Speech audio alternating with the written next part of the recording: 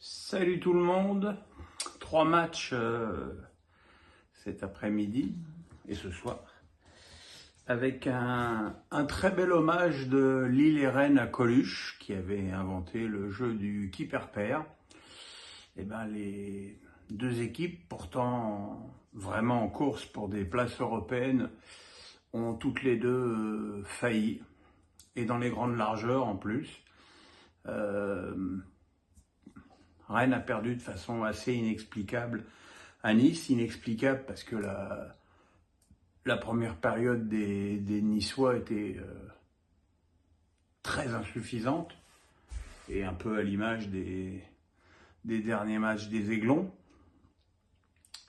Et puis en deuxième période, Laborde a bien taclé un ballon pour marquer d'un petit tir croisé devant Mandanda, avant que Mofi ne profite d'une énorme erreur du très décevant Théâtre pour donner 2 buts d'avance à Nice.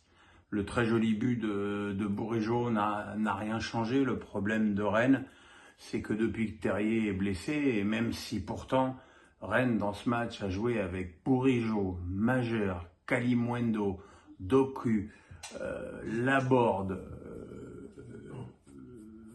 Eguiri, mais devant c'est nul. Ça n'a aucune inspiration, aucune volonté. Kalimuendo et Eguiri, chacun dans leur rôle, sont extraordinairement décevants depuis le début de la saison, même si Gouiri a marqué quelques buts, mais jamais dans les matchs très importants. Donc voilà, quoi, Rennes est en train de complètement gâcher leur fin de saison. Mais bon, ils ont battu 2 fois Paris, alors la vie est belle. Hein. Et puis, j'ai souvent dit dans mes posts que Lille manquait de réalisme et aurait mérité de prendre 3 points dans beaucoup de matchs où ils ne les ont pas pris.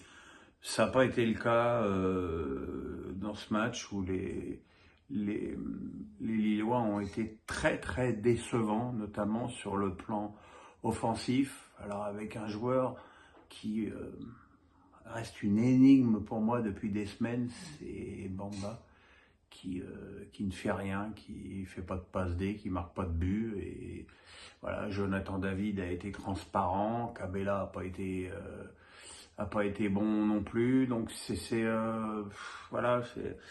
Et en face, par contre, Reims, dont on pouvait craindre que ce soit une équipe totalement démobilisée, à l'image de ses dernières prestations, a retrouvé son allant. Visiblement, Will Steele n'avait pas vraiment goûté les derniers matchs de son équipe, et là il avait bien préparé la partie, et on a retrouvé Ito, on a retrouvé Balogun, et le seul but du match a été marqué par l'excellent Mounetsi, qui est un joueur que j'adore et que Reims a été très bien inspiré de prolonger pour la saison prochaine.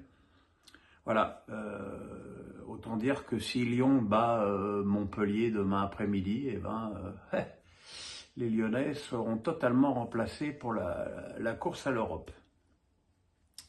Et puis ce soir, il y avait